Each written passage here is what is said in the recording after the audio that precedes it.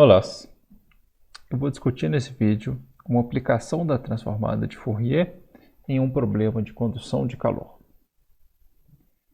Esse problema pode ser pensado basicamente da seguinte forma. A gente imagina que a gente tem uma barra de extensão infinita e a gente gostaria de descrever como que a temperatura nos pontos dessa barra varia ao longo dos seus pontos e ao longo do tempo. Então pode parecer estranho assumir uma barra infinita, mas esse tipo de idealização matemática é bastante comum em modelagem e pode simplificar a descrição de vários problemas práticos sem comprometer a precisão das previsões e dos resultados. Então, esse problema matematicamente vai ser descrito apenas por duas equações, uma equação do calor, associada à função U, que descreve a temperatura em cada ponto x da barra e em cada instante de tempo t, e uma condição inicial. Eu tenho que saber qual que é a distribuição de temperatura em todos os pontos da barra no instante t igual a zero. Então, é um problema similar ao que foi visto anteriormente, em outros vídeos, com a diferença que agora a gente não tem condições de contorno, já que a barra tem uma extensão infinita, e agora todas as funções estão definidas para qualquer número real x, e nosso interesse ainda é encontrar U para valores positivos de t e satisfazendo a condição inicial em t igual a zero. Então, qual que vai ser a estratégia para resolver esse problema? A gente vai fazer uma transformada de Fourier dessa função U em uma de suas variáveis. Quer dizer, apesar da função U ser uma função de duas variáveis, a gente vai efetuar uma transformada de Fourier só na sua variável x. E o resultado vai ser, então, uma função que vai continuar dependendo da variável t, mas que agora vai depender dessa variável ômega da transformada de Fourier. Então, a gente tem que ter em mente que, para efeitos dessa definição e dessa integração, a variável de integração é x, enquanto que tanto ômega quanto t são tratados como constantes para essa integração.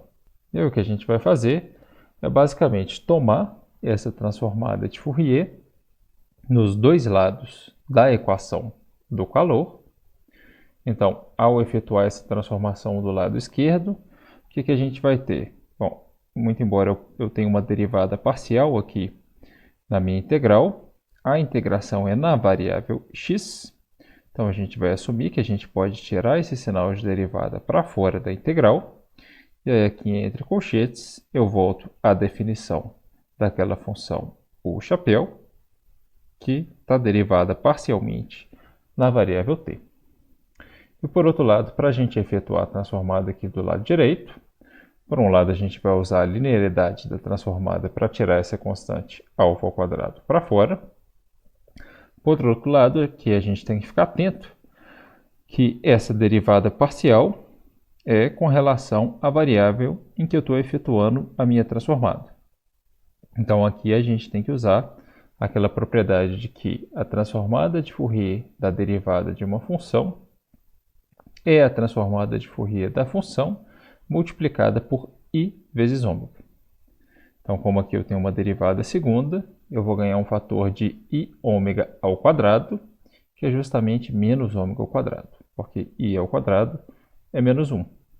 Então, eu ganho esse fator de menos ômega ao quadrado aqui, multiplicando a minha própria transformada.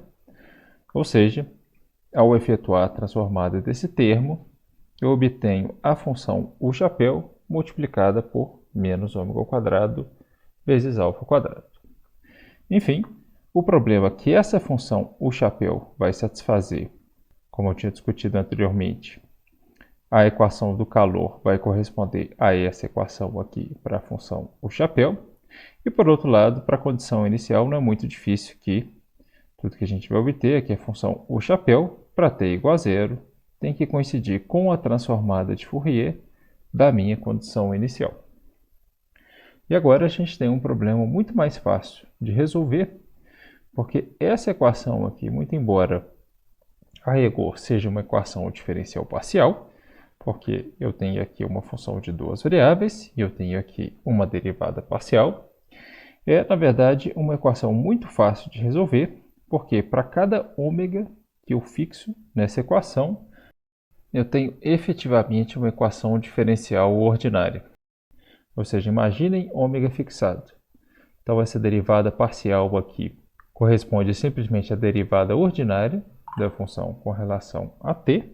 E essa primeira equação, para um ômega fixado, é simplesmente uma equação dessa forma. Y' é igual a vezes y, cuja solução é dessa forma exponencial, com a constante a que aparece aqui na equação.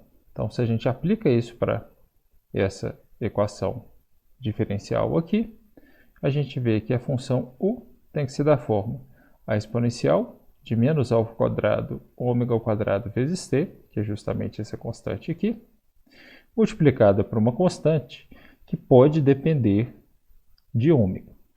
Agora, se a gente impor também essa condição inicial, quer dizer, essa expressão quando t é igual a zero, vai me dar aqui exponencial de zero, que é 1, multiplicando a de ômega, que tem que coincidir com a transformada de Fourier da f. Enfim, a gente obteve qual que deve ser essa função, o chapéu de ômega t. Ela é o produto da transformada de Fourier da f com essa função gaussiana na variável ômega. Então, agora a gente gostaria de recuperar a própria u. E o que a gente vai observar aqui? Que para um t fixado, essa função de ômega é um produto de duas funções da variável ômega que são transformadas de Fourier de uma função conhecida. Bom, aqui, é claro, eu tenho, obviamente, a transformada de Fourier da função f, que eu sempre suponho que é um dado do problema. É uma função conhecida. E, por outro lado, essa função gaussiana aqui na variável ômega também é a transformada de Fourier de uma função conhecida. Mais especificamente, essa função g de x aqui. Então, imaginando que eu estou fixando t, encarando isso só como uma função da variável x, então a gente sabe que a transformada de Fourier dessa função vai ser justamente esse fator que está aparecendo aqui na minha função u chapéu.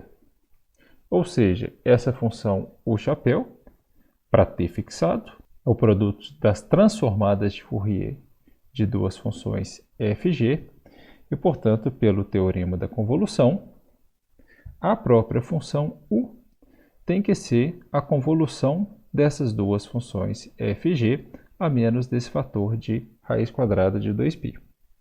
Então, substituindo a expressão para g aqui e usando a definição da convolução, a gente obtém essa expressão integral aqui, que é a solução final do meu problema para uma condição inicial arbitrária.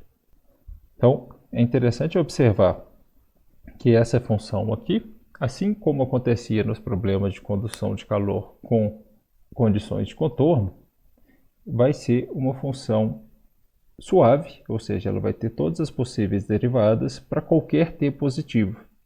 Mesmo que a condição inicial tenha algumas descontinuidades, seja na própria função, seja nas suas derivadas, para qualquer t positivo, a gente obtém funções nas variáveis x e t, que têm todas as suas derivadas parciais. Então, vamos ver um exemplo concreto aqui, que agora eu tenho a condição, uma equação do calor, com aquela constante igual a 1, alfa quadrado igual a 1, e essa condição inicial específica aqui. E a condição inicial também é uma função gaussiana. Então, pelo que a gente tinha obtido anteriormente, a solução do problema vai ser dada por essa expressão integral aqui, uma convolução entre duas gaussianas.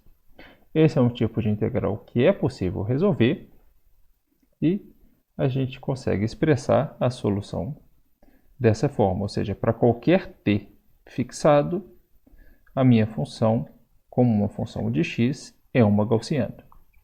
E por outro lado, vocês podem identificar que esse fator que aparece embaixo do x, ele dá uma ideia do quão larga é essa gaussiana, e essa solução está me dizendo que essa minha função se comporta sempre como uma gaussiana, cuja largura cresce à medida que o t aumenta. Então a gente pode ilustrar. Esse aqui seria o gráfico da função u para valores fixados de t, e aqui no eixo x eu tenho a variável x. Então, para t igual a zero, eu tenho uma gaussiana, que é o meu dado inicial do problema, mas à medida que o t vai aumentando, eu vou obtendo sempre gaussianas, mas sempre gaussianas com larguras cada vez maior.